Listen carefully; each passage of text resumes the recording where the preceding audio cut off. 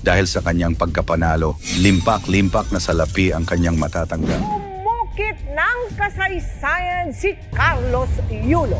Ang una ring double gold na bansa. Pangalawang atletang Pinoy sa kasaysayan na nanalo ng gold medal. Tila walang makakapigil sa kasikatan ni Carlos Yulo ngayon nang masungkit niya ang kanyang ikalawang gintong medalya sa Paris Olympics 2024. Siya ngayon ang pinakamatagumpay na gymnast sa kasaysayan ng Pilipinas, ang ikalawang atletang Pinoy na nagkamit ng Olympic gold at ang kauna-unahang nag-uwi ng maraming gintong medalya sa Olympics para sa ating bansa. Isang malaking karangalan ito para sa bansa dahil sa pangalawang pagkakataon pagkatapos ni Hidilyn Diaz, may isang atletang Pinoy na naman ang nakasungkit ng gintong medalya sa Olympics. Ngunit bago niya narating ang tuktok ng tagumpay, nagsimula si Carlos Yulo bilang isang simpleng batang may pangarap. Sa murang edad na 7 taon, nahanap niya ang kanyang hilig sa gymnastics. Hindi lang parangal at tagumpay ang iuuwi ni Carlos Yulo dahil sa kanyang pagkapanalo.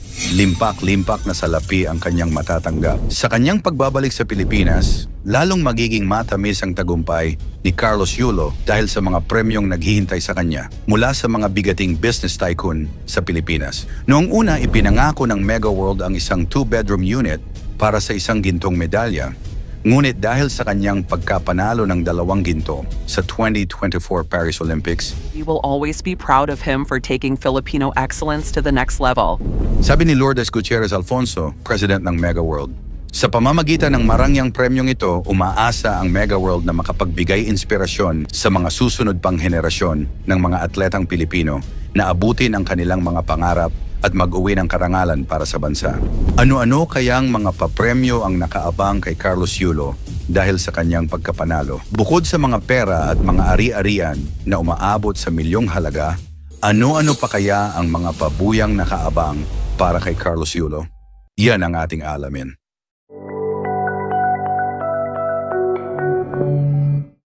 Back-to-back gold ang napanalunan ni Carlos Yulo sa ginanap na Paris Olympics 2024. Siya lang naman ang kauna-unahang Pinoy at kauna-unahang Southeast Asian gymnast na nanalo ng gintong medalya sa World Artistic Gymnastics Championships. Ang 24 years old na atleta ay nanalo ng ginto sa kanyang floor routine noong Sabado, August 3, na naging dahilan ng pagiging kauna-unahang Pinoy Olympic gold medalist. At isang araw lamang matapos masungkit ang unang ginto, nanalo itong muli sa individual vault final, dahilan para magkaroon ng ikalawang panalo si Yulo. Isang malaking karangalan ito para sa bansa dahil sa pangalawang pagkakataon pagkatapos ni Hidilyn Diaz, may isang atletang Pinoy na naman ang nakasungkit ng gintong medalya sa Olympics. Ngunit bago niya narating ang tuktok ng tagumpay, nagsimula si Carlos Yulo bilang isang simpleng batang may pangarap. Sa murang edad na 7 taon, nahanap niya ang kanyang hilig sa gymnastics sa Rizal Memorial Sports Complex. Dito nagsimula ang kanyang paglalakbay patungo sa kasikatan. Ang kanyang dedikasyon at determinasyon ay nakita ng kanyang mga coach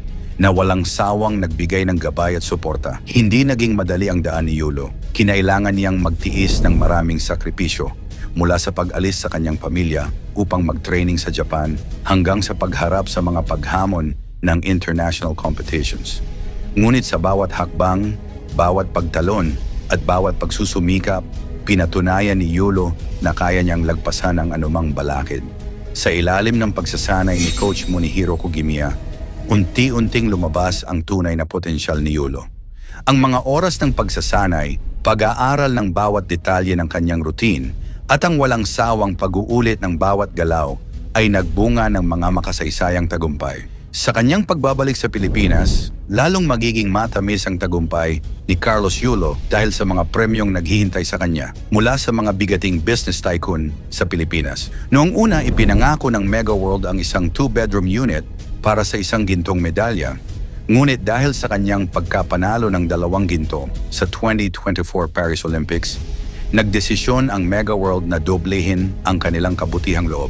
Ngayon, bibigyan nila si Yulo ng mas malaking 3-bedroom unit sa isa sa kanilang prestihiyosong residential properties, ang McKinley Hill.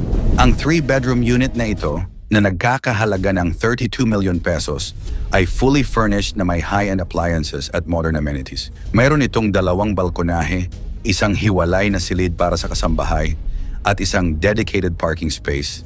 isang marangyang unit na karapat-dapat sa makasaysayang tagumpay ni Yulo. Ngunit hindi lang yon. Upang lalo pang pagandahin ang kanilang alok, bibigyan din ng Mega World si Yulo ng 3 milyong pesos cash bonus. Ang mapagbigay na reward package na ito ay sumasalamin sa pagmamalaki ng Mega World kay Yulo at sa kanilang pangako na suportahan ang mga atletang Pilipino. Since this is a very significant milestone in the history of Philippine sports to have 2 gold Olympic medals during our 100th year participation as a country in the Olympics, which also coincides with our company's 35th anniversary this year, we are boosting our reward for Carlos Yulo, now totaling 35 million pesos. He truly deserves this, and we will always be proud of him for taking Filipino excellence to the next level. Sabi ni Lourdes Gutierrez Alfonso, President ng Mega World, sa pamamagitan ng marangyang premyong ito, umaasa ang Mega World na makapagbigay inspirasyon sa mga susunod pang henerasyon ng mga atletang Pilipino na abutin ang kanilang mga pangarap at mag-uwi ng karangalan para sa bansa. Bukod dito, ang SM Group ng Pamilya C ay naglaan ng 1 milyong pesos na halaga ng mga produkto mula sa SM Retail na maaaring gamitin sa loob ng 1 taon. Ang popular na buffet restaurant chain na Vikings ay nag-anunsyo rin sa kanilang official Facebook page na magkakaloob sila kay Yulo ng lifetime free buffet. Ang iba pang tycoon-led groups ay inaasahan ding mag-aalok ng kanilang mga premyo kay Yulo. Ayon sa Section 8 ng Republic Act 10699, tatanggap din si Yulo ng 10 milyong pesos mula sa gobyerno at isang Olympic Gold Medal of Valor na ibibigay ng Philippine Sports Commission. Samantala, pinuri naman ng mga senador si Yulo para sa kanyang makasaysayang tagumpay. Sinabi ni Senator Sherwin Gatchalian na nagbigay inspirasyon si Yulo sa maraming Pilipino at pinatunayan niyang posible ang Olympic gold para sa mga atleta ng bansa. Nagpaabot din ng kanilang papuri sina Senator Nancy Binay at Senator Bongo na parehong nagpahayag ng kanilang suporta at paghanga sa natamong tagumpay ni Yulo. Maging ang House of Representatives ay magbibigay kay Yulo ng 3 milyong pesos bilang insentibo. Ayon kay Speaker Martin Romualdez, tatanggap din si Yulo ng Congressional Medal para sa kanyang natatanging kontribusyon sa Philippine sports. Sa bawat medalya at karangalang nakamit ni Yulo, hindi lamang siya nagiging simbolo ng husay at galing, kundi pati na rin ng pag-asa at inspirasyon para sa mga kabataang Pilipino. Patuloy niyang pinapaalab ang pag-asa ng ating lahi na sa kabila ng lahat ng pagsubok, ang tagumpay ay makakamtan ng kahit sino basta't may determinasyon at dedikasyon. Tunay na nakaka-proud maging isang Pinoy. Anong masasabi mo sa limpak-limpak na papremyo na makukuha ni Carlos Yulo? I-komento mo naman ito sa ibaba. Huwag kalimutang mag-like at share. Maraming salamat at God bless.